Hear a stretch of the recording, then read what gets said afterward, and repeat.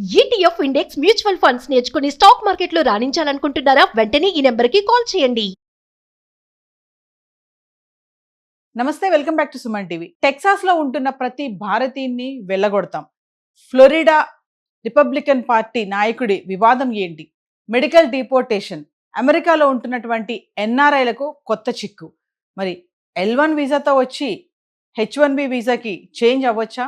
ఏ టెక్నాలజీతో అమెరికన్స్ కి టాలెంట్ కొరత ఉందా?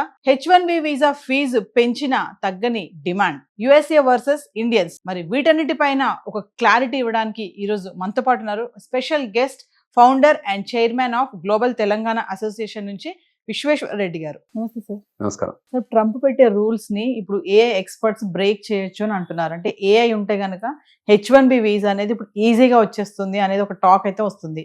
ఒకసారి డీటెయిల్ గా మాట్లాడు. అందులో టెక్నికల్గా వైజ్ చూస్తే AI ఆర్టిఫిషియల్ ఇంటెలిజెన్స్ అదేంటంటే గ్లోబల్ కంటెంట్ను రిట్రీవ్ చేసి ఒక దగ్గర ఉన్నదాన్ని మనకు చూపిస్తుంది. సో దట్ మనకి ఈజీలీ అండర్స్టాండ్ చేసుకుంటాడు. అంటే వరల్డ్లో మన దైనందిక కార్యక్రమాల్లో ఏదున్న జీవితంలో కూడా ఎవరైనా NRIs కానీ ఇక్కడ ఉన్న వాళ్ళకి కానీ అందులో అది భాగం అయిపోయింది. సో అందుకోసం ఆ లైన్లోనే వెళ్తే బాగుంటుంది. ఎందుకంటే ఈ typical mind set of human beings ఎలా ఉంటుందంటే వ్యాలిడేషన్స్ ఎక్కువ ఉంటుంది. ఇంకా మోర్ ఇంకా పెరగడానికి ఆస్కారం ఉంటుంది. సో బట్ అదర్వైజ్ ఇప్పటికున్న అంటే ఇమీడియట్గా వచ్చిన ఇబ్బంది ఏం లేదు. But times is matter. ఒకసారి 1 year అయింది కూడా 1 month కంప్లీట్ చేయవచ్చు. అట్లా లైఫ్లో కొన్ని చేంజెస్. అట్లే ఇప్పుడు ట్రంప్ అడ్మినిస్ట్రేషన్ వచ్చాక ఆయన ఎగ్జిక్యూటివ్ ఆర్డర్స్ ఎక్కువ ఇస్తున్నాడు.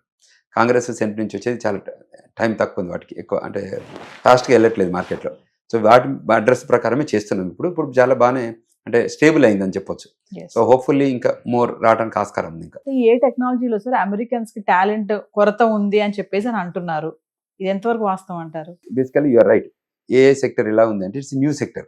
అప్పుడు మేము వెళ్ళినప్పుడు Y2K ఎలా ఉందో అంటే ఇయర్ 2000లో అన్ని 0 వస్తే ఎట్లా అడ్రస్ చేయాలన్న దాని మీద ఎలా ఉందో ఇప్పుడు ఇది కూడా అంతే. AI కూడా ఒకప్పుడు ఏఐను కొందరు చాలా మంది బూచిగా చూపించేసి మన జాబ్లను లేకపోతారు, మనకు అంత ఇబ్బంది అవుతుంది అని దాని లేదు. AI వచ్చాక కూడా మనకు ఫ్యూచర్ బాగుంటుంది. AI వచ్చాక ఇంకా మనం ఒకప్పుడు ఎర్ర బస్సులలో తిరిగేటోళ్ళం, తర్వాత ఇవాళ ఎయిర్ బస్సులలో తిరుగుతున్నాం. సో అది మెకానికల్ సెక్టరే కదా. ఒకప్పుడు ఎట్లుండేది, చాలా ఇబ్బంది ఉంటుంది. ఇవాళ చాలా బిజినెస్ క్లాస్ లెవెల్లో అక్కడ లోపల బిజినెస్ స్వీట్స్ కానివ్వండి, ఫస్ట్ క్లాస్ స్వీట్స్ కానీ చాలా బాగుంటాయి.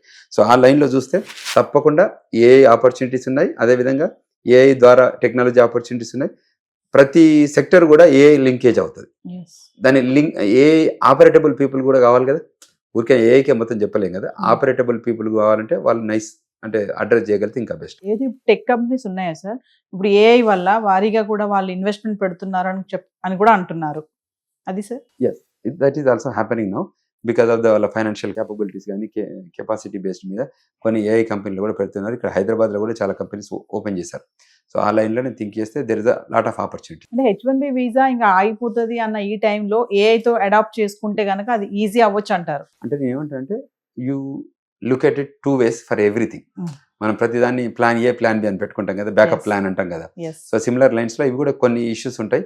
వాటిని మాత్రం ప్రాపర్గా అడ్రస్ చేయగలిగితే దట్ వుడ్ బి గ్రేట్. అంటే టాలెంట్ స్మార్ట్ ఉంటేనే అమెరికా వెళ్ళాలి అనేది ఒక పాయింట్ అంటారు. 100% ఎలా అయినా వెళ్ళిపోవాలి అమెరికా అంటే కుదరదు. ఇంకా 100% వాళ్ళకి ఎబిలిటీ ఉండాలి, టాలెంట్ ఉండాలి. వాళ్ళు రెజ్యూమ్ చెక్ చేస్తారు. జాబ్ ఆఫర్ ఇవ్వాలంటే ఇప్పుడు 100 మంది రెజ్యూమ్లు వస్తే ఒక రెజ్యూమ్ని పిక్ చేస్తారు. సో అది ఎట్లా పిక్ చేస్తారు? ఇదే టాలెంట్తో. అక్కడ రికమెండేషన్స్ ఎంత జరగవు, నాది బెటర్ వాళ్ళు. ఓన్లీ థింగ్ ఏంటంటే కంపెనీస్లలో విత్ ఇన్ ద కార్పొరేషన్స్లలో వాళ్ళు కొంచెం మేనేజ్ చేస్తారు. జాబ్ పోస్టింగ్ ఎప్పుడు పడుతుంది, జాబ్ ఏంటి అన్న దాని మీద చూస్తారు. అంటే H1B వీసా ఫీజు పెంచినా కూడా ఈ డిమాండ్ ఎందుకు తగ్గట్లేదు అంటే రీజన్ ఏంటంటారు? ప్రపంచం జనసాంద్రత ఎట్లా పెరిగింది. ఇప్పుడు జనసాంద్రతకు ఇవ్వడం చెప్తే పట్టించుకుంటున్నారా? మొత్తం జనాల దగ్గర డబ్బు వచ్చింది, రియల్ ఎస్టేట్ డబ్బు.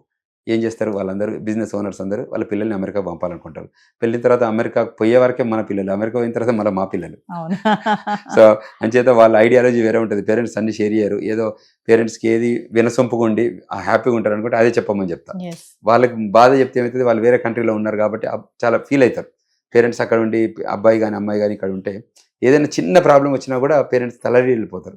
సో అది జరగకుండా ఆపర్చునిటీస్ ఏదన్నా కూడా మనం బోర్డులో కొంతమందిని ఇస్తాం, స్టాండింగ్ కమిటీ కొంతమంది ఇస్తాం, రీజనల్ కోఆర్డినేటర్, రీజనల్ ప్రెసిడెంట్లను కూడా కొంతమందిని పెడతాం. సో అట్లా ఇట్ విల్ బి టిపికల్ సెట్గా తప్ప పెద్ద కన్సర్న్స్ ఏం లేవు.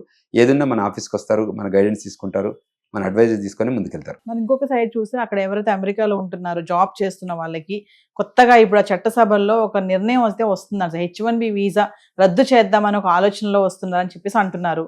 ఇది ఎంతవరకు నిజమంటారు? అంటే తప్పు లేదు వాళ్ళకి ఆలోచన ఉండడంలో, ఆలోచన రావడానికి ఉంటుంది. ట్రంప్ మీకు అహ్మదాబాద్లో ఉన్నప్పుడు అక్కడ ఏదైతే గాంధీనగర్లో ఉన్నప్పుడు వీసా ఇవ్వలేదు ఆయనకి, రిజెక్ట్ చేశారు యుఎస్ కాన్సులేట్కి వెళ్తే.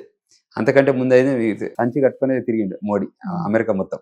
అప్పుడు మన కిషన్ రెడ్డి గారు, ఆయన తర్వాత పొంగులేటి వాళ్ళ ఇప్పుడు సిపిఐ లీడర్ వాళ్ళందరూ కూడా వచ్చారు ఒక టీమ్గా. ఇప్పుడు కే నారాయణ ఉన్నారు కదా అప్పుడు, ఆయన సిపిఐ నారాయణ కూడా అట్లే ఇష్యూస్ బేస్డ్ మీద వచ్చి అక్కడ ఎగ్గు గురించి ఏదో మాట్లాడితే ఆగస్టు 2వ తారీఖు నాడు వైరల్ అయిపోయింది అది. సో అటువంటి కొన్ని సంఘటనలు అక్కడక్కడ జరుగుతుంటాయి, దాన్ని చాలా సీరియస్గా తీసుకోవాల్సిన అవసరం లేదు. ఒకవేళ H1B వీసా రద్దు అయితే కనుక సార్, మరి మన వాళ్ళ పరిస్థితి ఏంటంటారు ఒకవేళ రద్దు అవుతే? అంటే 2 టైప్స్ ఆఫ్ మనం దాన్ని చూడాల్సింది. H1B ప్రోగ్రామ్ రద్దు అయ్యే సమస్య లేదు, ఎందుకంటే H1B program not meant for Indians. H1B program meant for globe. So గ్లోబ్లో ఉన్న అన్ని సెక్టర్స్, అంటే ఏదో టెక్నాలజీ సెక్టర్ ఒకటే కాకుండా ఫార్మస్యూటికల్ సెక్టర్ అనుకోండి, మెడికల్ సెక్టర్ అనుకోండి, తర్వాత వేరియస్ సెక్టర్స్లో వచ్చిన వాళ్ళ జనం ఉంటారు కదా, వాళ్ళందరూ కూడా H1B ప్రోగ్రామ్కి వస్తారు. ఈవెన్ లీగల్ కానివ్వండి, మెడికల్ కానివ్వండి, అన్ని రకాల సెక్టర్స్ నుంచి వచ్చిన వాళ్ళు ఉంటారు. సో వాటిని మనం ఎట్లా తీసుకుంటాం అన్న దాన్ని బట్టే ఉంటుంది. సో ప్రోగ్రామ్ను డికమిషన్ చేయరు, ఇప్పుడే ఏదైనా ఉంటే రేజ్ చేస్తారు. ఆయన ఎవరైతే సెనేటర్ ఉంటే వాళ్ళు రేజ్ చేసుకోవచ్చు. ఒక్క సెనేటర్తోనే మొత్తం బిల్ పాస్ కాదు కదా. సో వాళ్ళు ఒపీనియన్ చేస్తారు, డిస్కస్ చేస్తారు. ఎక్కడో దగ్గర మొదలు కావాలి స్పార్క్ కాబట్టి ఆయన మొదలు పెట్టాడు. బట్ ఓవరాల్గా పిక్చర్ చూస్తే ఆ 1-2 స్టేట్లే తప్ప మిగతా అన్ని స్టేట్లలో చాలా బ్రహ్మాండంగా ఉన్నారు మన వాళ్ళు, మీకు తెలిసి ఉంటుంది. ఇప్పుడు సో ఏదైనా క్వశ్చన్స్ ఉన్నా మా దగ్గరికి వస్తున్నాయి, సమస్యలు ఉన్నా మా దగ్గరికి వస్తున్నారు పిల్లలు. సో మేము వాళ్ళకి ఎడ్యుకేట్ చేస్తున్నాం, గైడ్ చేస్తున్నాం, వాళ్ళకి నాలెడ్జ్ ఇస్తున్నాం. సో దట్ వాళ్ళకి అందరికి వెళ్ళి బయటకు వచ్చేటట్టు కొన్నాం. మేము ఇన్ పర్సన్ ఉండి వాళ్ళకి బెయిల్ బాండ్లు ఇచ్చి కొట్లాడుకొని గొడవలు అయ్యి పోలీస్ కేసులు అయితే ఏం చేస్తామంటే వాళ్ళు బయటకు తీసుకురావడానికి బెయిల్ బాండ్ అంటారు. సో ఆ బెయిల్ బాండ్స్ గురించి తీసుకొస్తుంటాం ఫ్రెండ్స్కి అందరికి. H1B వీసాతో ఉన్న వాళ్ళు ఎక్కువ శాతం మన వాళ్ళే ఉన్నారు అనే ఒక టాక్ అయితే ఉంది కదా సార్, భారతీయులు ఎక్కువ మంది ఉన్నారు అని. తెలుగు వాళ్ళు ఎక్కువ ఉన్నారని చెప్పండి. భారతీయులు కాకుండా 2 తెలుగు రాష్ట్రాల నుంచి కూడా చాలా మంది ఆడున్నారు.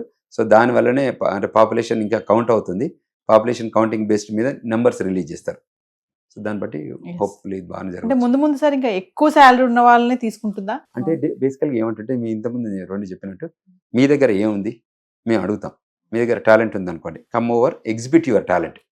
నచ్చింది అనుకోరు. ఇప్పుడు ఎగ్జాంపుల్ చెప్తుంటాం కానీ మనం డ్రైవర్లో పెట్టుకుంటాం 4 వారానికి వారం పెట్టాం. 1 year ప్రోగ్రామ్ కోసం టెస్ట్ చేస్తాం. 4 వారాలలో మనం ఒకరిని పిక్ చేసుకుంటాం, ఒకరిని ఆయన వదులుకుంటాం. అసలే ఇప్పుడు అందులో ఉన్న 4th person అసలే ఉంచుకోము, 1st person వదులుకోము. You get my point. 4th person మీ దగ్గర లిస్ట్ వచ్చింది, మీరు ఇంటర్వ్యూ చేశారు, 4th person ఏం పెర్ఫామ్ చేయలేదు, ఆయన 100% వదిలించుకోవాలని చూస్తారు. 1st person ఉంచుకోవాలని ట్రై చేస్తారు. సో మనం ఫోకస్ అయ్యి 1st person. అమెరికా ఏమంటుందంటే మాకు ఓన్లీ టాలెంటెడ్ పీపుల్ మా దేశానికి రండి, లేదు పర్లేదు మా దగ్గర టాలెంట్ లేదు, ట్రెజర్ తీసుకురండి, మా దేశంలో ఇన్వెస్ట్ చేయండి, మా దేశంలో 10 ఎంప్లాయ్మెంట్ క్రియేట్ చేయండి, EB-5 గ్రీన్ కార్డ్ తీసుకొని వెళ్ళండి. ఓపెన్, చాలా open, blunt. The US immigration laws కూడా చాలా క్లియర్గా ఉంటుంది. కొత్తగా నేర్చుకోవాలనుకున్న వాళ్ళు కూడా మేము గైడ్ చేస్తుంటాం, ఇంటర్న్షిప్స్ ఇస్తుంటాం. So that they can also become an attorneys. ఎందుకంటే ఈ పెద్ద ప్రపంచంలో ప్రతి ఒక్కరు బతకాలి, అందరూ బాగుండాలి, అందులో మనం ఉండాలని కోరుకునే ఆలోచన ఉంటుంది కదా. సో అందువల్ల ఈ ఎంప్లాయ్మెంట్ ఆపర్చునిటీస్ కూడా చాలా బాగున్నాయి, అవి కూడా మేము షేర్ చేస్తాం. సో ఎవరైతే మనతో కలిసి పనిచేసారో, మనతో నాన్ ప్రాఫిట్ వర్క్ చేస్తారో, తర్వాత కూడా వాళ్ళు ఫోకస్ చేస్తారు. ఎందుకంటే మనం వాళ్ళకి హెల్ప్ చేస్తాం కాబట్టి వాళ్ళు ఇంకో 10 మందికి హెల్ప్ చేయమని చెప్తున్నాం. మేమేం we don't expect any money and any resourcefulness. We have our own things కాబట్టి ఆ లైన్లోనే వర్క్ చేస్తాం. Thank you very much.